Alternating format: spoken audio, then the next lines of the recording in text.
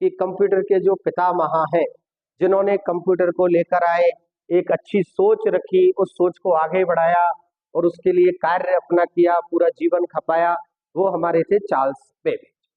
Charles Babbage जी, जिनको computer का father कहते हैं, तो विशेष ये है चार्ल्स बेबेज। जो हमारे चार्ल्स बेबेज हैं, ये चार्ल्स बेबेज कंप्यूटर के फादर कहलाते हैं, फादर ऑफ कंप्यूटर, या मैं इसको हिंदी में बोलूं कंप्यूटर के पितामह, तो वो हमारे कहलाएंगे चार्ल्स बेबेज। देखिए, इसमें एक इंपॉर्टेंट क्वेश्चन बनता है और क्वेश्चन पूछा जाता है, father of modern computer science, यानी एक शब्द जोड़ दिया कंप्यूटर के साथ में साइंस को। और कंप्यूटर साइंस के लिए जब हम बात की जाती है, तो कंप्यूटर साइंस में देखिए सारी चीजें जो वर्तमान में आर्टिफिशियल इंटेलिजेंस पर आधारित है, जो वर्तमान में क्विक रेस्पॉन्स पर आधारित है, जो वर्तमान में हमको बहुत सारी कैलकुलेशंस को बिल्कुल शॉर्ट टर्म में सेकंड का 100वें हिस्से में भी करके हमको दे देती हैं। कंप्यूटर साइंस एक बहुत विशाल जो है इसका एक व्यवस्था है। तो मॉडर्न कंप्यूटर साइंस के यदि बात की जाए कि इसके जो फादर है वो कंप्यूटर साइंस के हमारे फादर कौन है, तो father of modern computer science, देखिए आर्टिफिशियल इंटेलिजेंसेस को हमने जोड़ा है, और जो हमारे मॉडर्न कंप्यूटर साइंस है ये है हमारे एलन ट्यूरिंग। एलन ट्यूरिंग जो है ये कंप्यूटर साइंस के, मॉडर्न कंप्यूटर साइंस के जिनको फादर कहा जाता है। विशेष ध्यान रखना, father of computer science Charles Babbage, और जो हमारे father of modern computer science जो है वो है हमारे एलन ट्यूरिंग। तो विशेष से ध्यान रखना, father of modern computer science Alan Turing. देखिए, इसी में अपन थोड़ा सा आगे बढ़ते हैं, और एक जो अपना क्वेश्चन बनता है कि मदर ऑफ कंप्यूटर साइंस, यानी जो हमारी कंप्यूटर है और कंप्यूटर साइंस की जो मदर है, उसके लिए एक बहुत ही अच्छा नाम आता है, और वो नाम आता है हमारा एडा लवलेस। एक नाम आता है एडा लवलेस। ये जो एडा लवलेस है, ऐसा हमने सुनने को, पढ़ने को, अध्ययन करने को मिला है कि एडा लवलेस जो है वो बहुत ही अच्छी एक राइटर भी थी, एक बहुत अच्छी एडा लवलेस जो है वो एक सॉफ्टवेयर प्रोग्रामर भी थी, और लेडीज जो है उनको उस समय कंप्यूटर साइंस में बहुत कम हिस्सा हुआ करता था, तो इनको एक दर्जा दिया गया और वो मदर ऑफ कंप्यूटर साइंस जो है उसका दर्जा दिया गया। अब हम कहते हैं कि कंप्यूटर के ये तो पिता हैं, ये कंप्यूटर साइंस के फादर हैं, ये कंप्यूटर साइंस की अपनी मदर है। इससे थोड़ा सा आगे चलते हैं और हम देखते हैं कि कंप्यूटर है क्या। तो हमारे दिमाग में एक बात और एक चित्र जो है, छाया चित्र जो है, एक पिक्चर बन जाता है, और वो पिक्चर बनता है इस तरीके का, एक मॉनिटर होगा, एक कीबोर्ड होगा, माउस होगा, एक कैबिनेट सीपीयू के लिए होगा, और उसको हम कंप्यूटर समझते हैं। बिल्कुल अधिकांश लोग उसी को कंप्यूटर का दर्जा देते हैं और उसी को कंप्यूटर समझते हैं, जबकि वर्तमान में मैं आपको बताना चाहूँ ऐसी सारी इलेक्ट्रॉनिक डिवाइस जो यूजर से तो इनपुट लेती हैं, उसको प्रोसेस करती हैं और आउटपुट प्रदान कर देती हैं, वो सारी डिवाइस जो है वो कंप्यूटर के लिए कंप्यूटर कहलाती है। बात ये नहीं है कि कंप्यूटर आपके दिमाग में एक छाया चित्र बन गया और वही कंप्यूटर है। कंप्यूटर के लिए आप लैपटॉप बोल सकते हो, कॉम्टैब बोल सकते हो, टैबलेट्स बोल सकते हो, स्मार्टफोन बोल सकते हो, बहुत सारे माइक्रोफोन्स आते हैं, माइक्रो कैमरास आते हैं, इलेक्ट्रॉनिक डिवाइसेस हैं। ये जितनी भी इलेक्ट्रॉनिक डिवाइसेस हैं, हमारे पेट्रोल पंप पर एक मशीन लगी हुई है, वो भी एक तरीके से कंप्यूटराइज वर्क कर रही है। तो ये सारी चीजें जो हैं वो हमारे कंप्यूटर के लिए आती हैं। तो कंप्यूटर जो भी इलेक्ट्रॉनिक डिवाइस जो यूजर से डाटा को लेती है, प्रोसेस करवाती है, और प्रोसेस करवाने के बाद यूजर को आउटपुट प्रदान करती है। वो सारी डिवाइसें जो है वो हमारे किसके लिए कहलाएंगी? कंप्यूटर कहलाएंगी।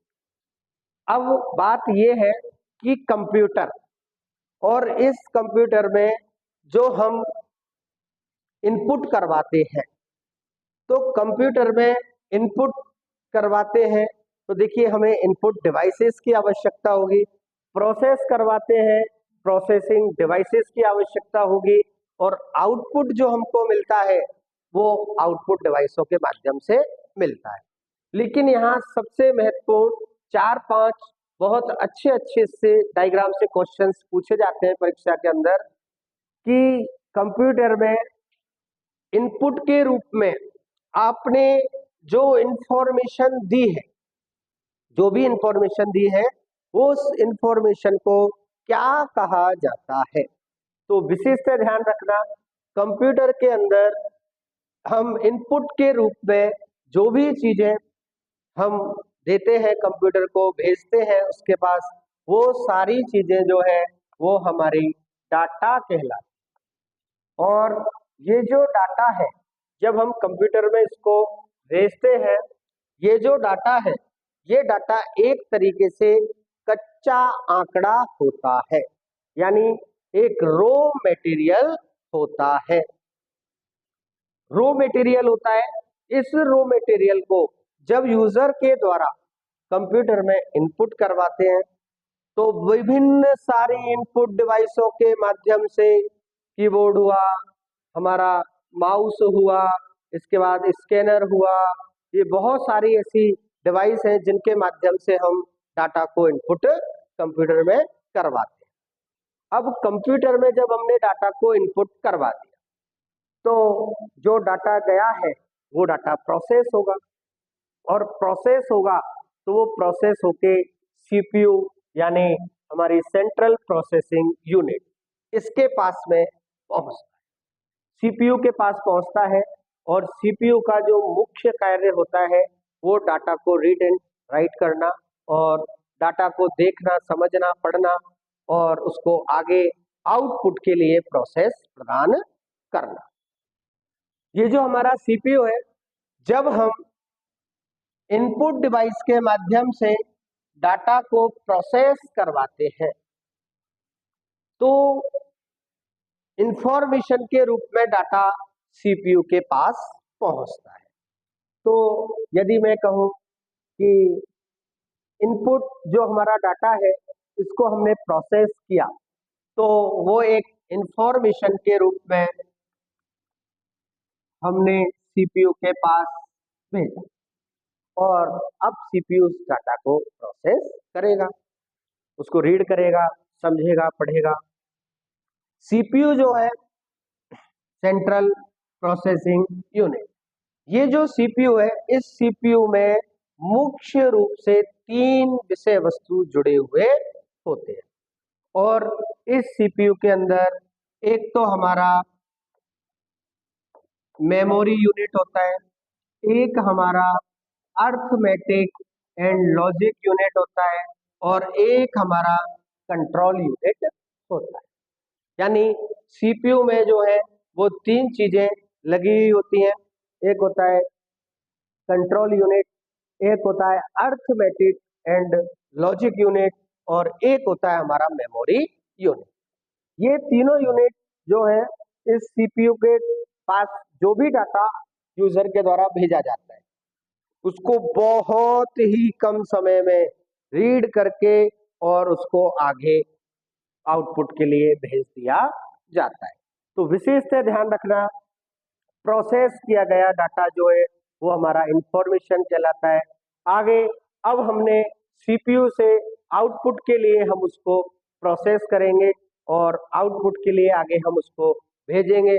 आपको सभी को पता है कंप्यूटर जो भी आउटपुट डिवाइस उसमें लगी हुई है हम उससे भी आउटपुट प्राप्त कर सकते हैं, और दूसरा जो है हम आउटपुट मॉनिटर पर सॉफ्ट कॉपी के रूप में कर सकते हैं। तो विशेष ध्यान रखना, जो आउटपुट है ये आउटपुट हमारा 2 टाइप से हमको प्राप्त हो सकता है। एक जो है आउटपुट वो सॉफ्ट कॉपी के रूप में, एक जो आउटपुट जो है वो हमारा सॉफ्ट कॉपी के रूप में, जिसका मेन जो आउटपुट डिवाइस हुई हमारी वो हुई मॉनिटर। जो भी डाटा हमने कीबोर्ड के माध्यम से, सीपीयू के माध्यम से हमने आगे भेजा, प्रोसेस किया, वो हमको सॉफ्ट कॉपी के रूप में जो है मॉनिटर पर दिखाई देता है। यदि हमें उस ही डाटा का हमको कागज के ऊपर यदि प्रिंट निकालना हो तो उसी को अपन हार्ड कॉपी आउटपुट बोले, उसी को हम क्या बोलेंगे, हार्ड कॉपी आउट।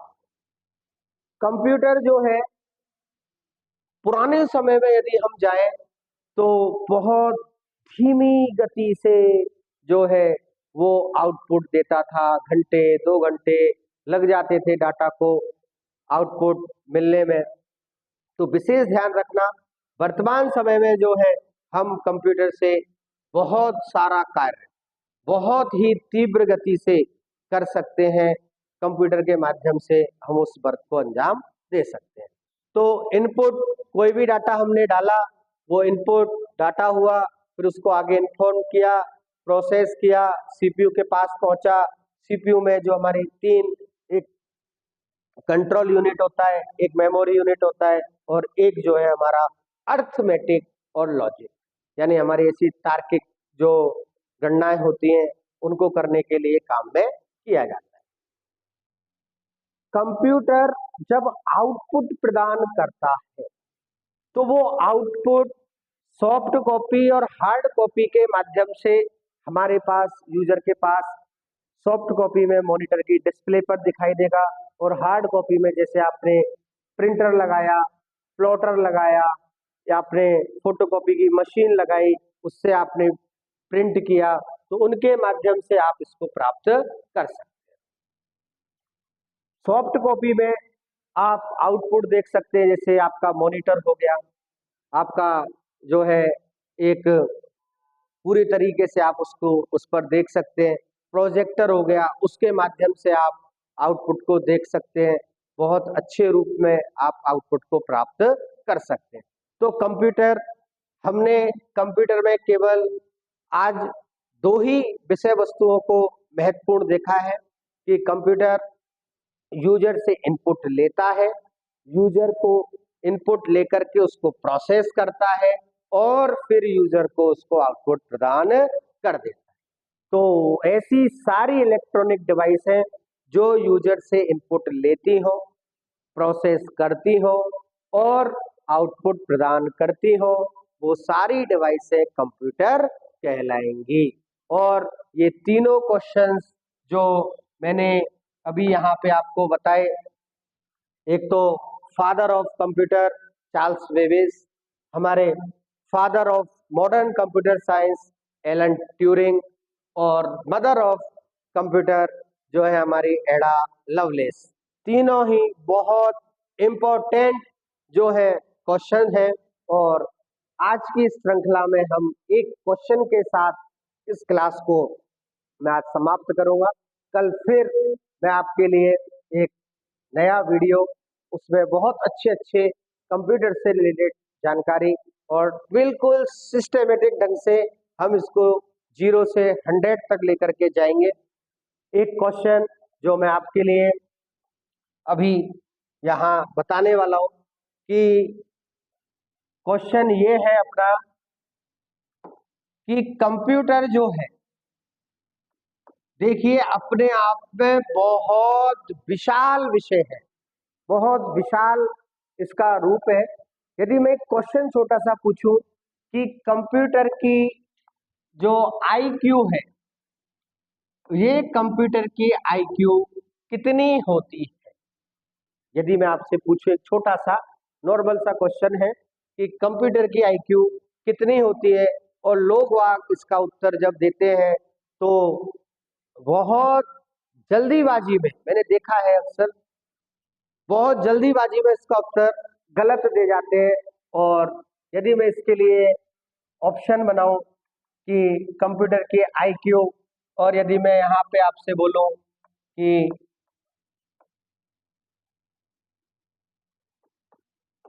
और